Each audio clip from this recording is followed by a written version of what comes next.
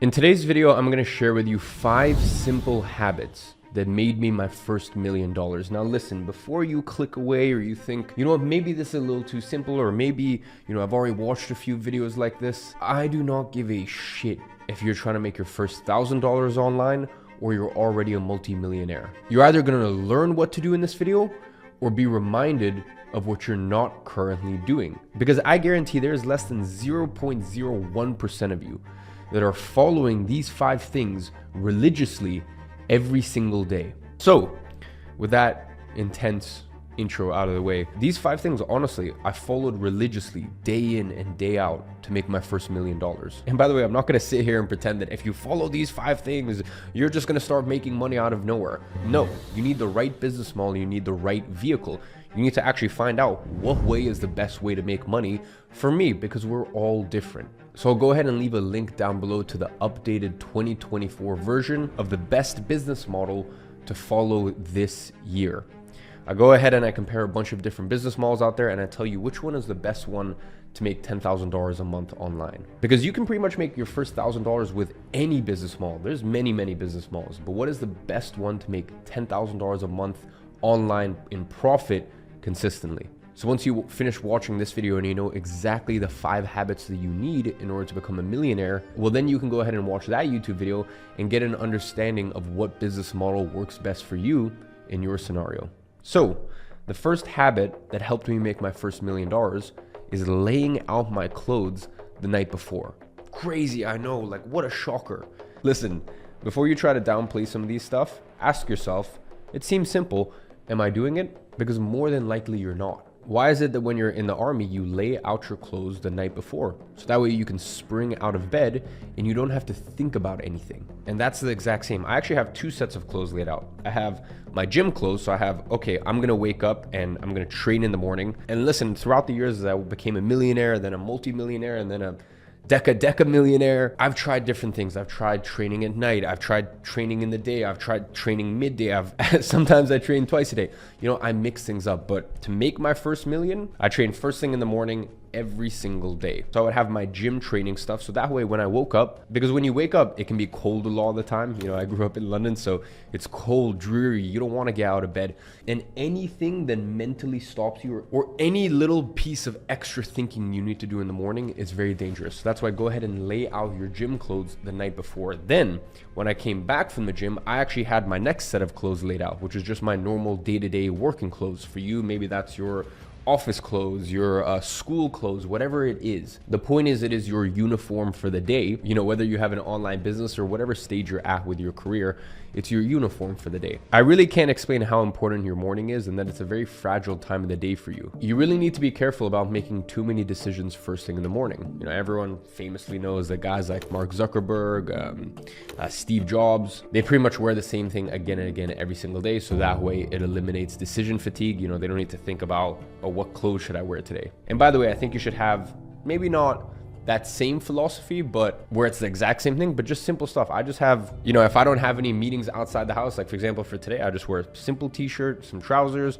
and some shoes, and that's it. It's just very easy stuff to put together. I don't really need to think about it. So eliminate as much decision fatigue as possible. Lay out your clothes the night before. And trust me, I can tell you, especially if you have a tough time waking up, I feel like even just laying out your clothes is just an anchor to yourself. It's just like you've made a little micro promise to yourself. Yeah, I'm gonna wake up tomorrow and I'm gonna train because I've already laid out my training clothes. It's like that first commitment point. Now, the next habit that helped me make my first $1 million was planning out today, the night before. I don't care at what time of the day you sign off. Maybe for you, you sign off work-wise at 6 p.m. and you're not really going to think about work the rest of the night. Maybe you know that you're going to a nice dinner, you're enjoying whatever it is. But the point is, when you finish up with your office work, whether that's you're starting an online business and you know that you're finished with your work blocks for the day, I want you to sign off in whatever way that works best for you. I've tried a bunch of stuff. I've assigned my non-negotiable tasks for the next day, which is just 1 or 2 things that I have to do, non-negotiables, and then 3 to 5 nice to haves. But the point is, if I finish those 1 or 2 non-negotiables, the entire day is a success in my mind. So I've done that, but not scheduled, hour by hour. And then I've gone to the point in the past where I've scheduled literally hour blocks. I'm doing this every single hour and I follow a strict sort of hourly schedule. Things will change for you as time goes on. You'll find the flow that works best for you. You know, these days I just set my 1 or 2 non-negotiables and then the nice to haves, because my schedule is always moving. And I started my first entrepreneurial venture 10 years ago at this point. So I really trust myself to know how to sort of morph and change my schedule depending on whatever the day can throw at me. So as I said, whether that's written on pen and paper, whether that's in the notes section of your phone or your computer, whatever works best for you. There's no right or wrong answer here. The point is, when you finish up your work for the day, go ahead and plan the next day. There's some crazy things that happen while you sleep, and there's some crazy things that happen overnight.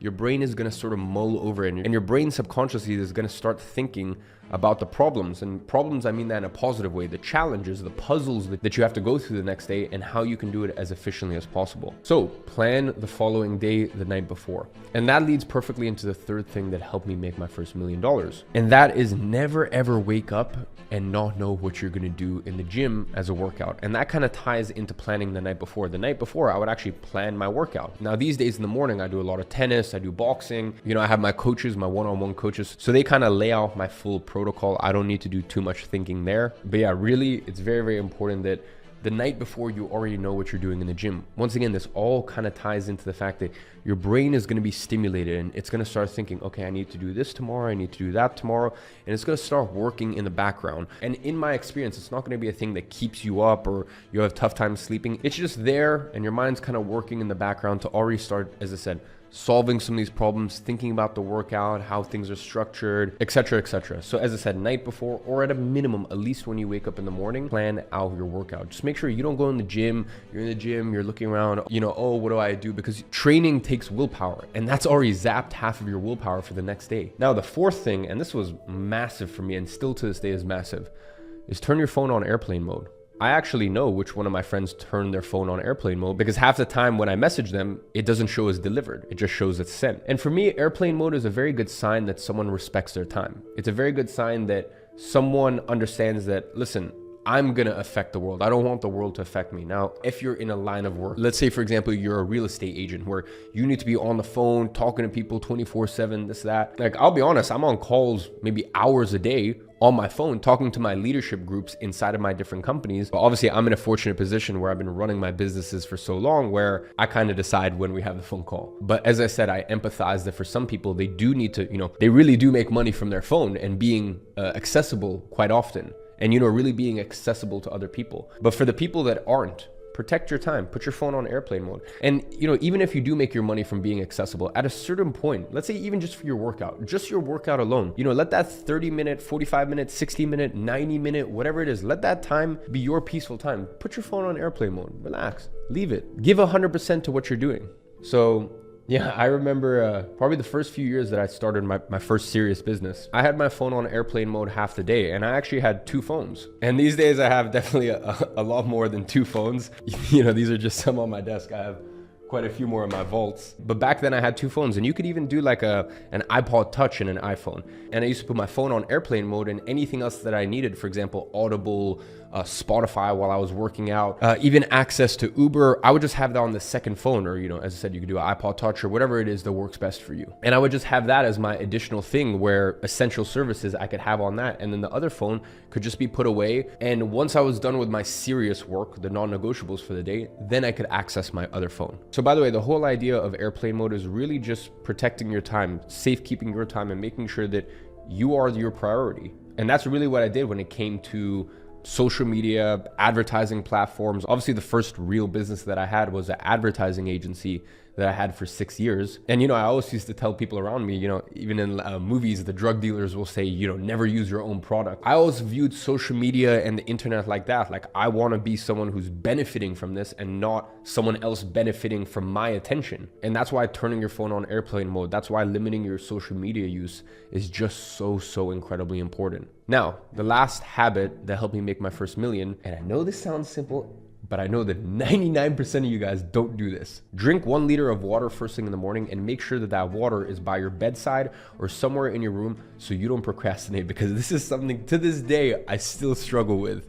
For me, just drinking water is just so boring, so tedious. That's literally the reason for one of my companies, Big Day, where we have a line of hydration products, whether that be our can or our electrolyte sachets. But yeah, the point is drink water first thing in the morning, and also make sure, preferably, to put an electrolyte packet in there. I'm not even trying to plug my product because it's sold out and I don't really know when it's going to be back in stock. So whether it be a Big Day electrolyte sachet, one other company, or what I used to do back in the day is just a little sprinkle of sea salt. And sometimes I'd squeeze some lemon in there as well. But the point is, as you're drinking, so much water first thing in the morning, just try to get a little bit of salt in, so that way you actually retain the water. Because a lot of times you'll drink the water, but because you've lost so much sweat, people don't realize how much sweat and salt you lose while you're sleeping. Whether it's warm, whether it's cold, it doesn't matter. You still sweat a lot while you sleep. So it's really important just to get a bit of sodium in the morning. People don't realize the water that we drink these days, they've stripped out all of the minerals and everything from it. So as I said, drinking water is not enough. You have to re-mineralize it. And as I said, whether you want to use an electrolyte sachet or literally just some cheap sea salt and sprinkle that in there,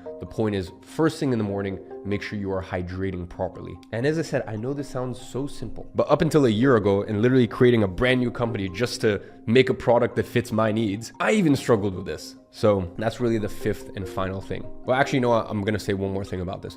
Most of you guys are banging so many coffees first thing in the morning. You're having a double espresso, a venti, cold brew, blah blah, all this shit. That won't do anything. You need to hydrate first. You need to drink first. You need to just drink some water first. Get some fluids in your system. So ladies and gentlemen, those are the 5 simple habits that made me a millionaire. And by the way, I want to be very honest with you guys. I have to revisit these habits all the time, and even my life, because obviously as you go further and further along your journey, each phase of your life demands a different thing from you.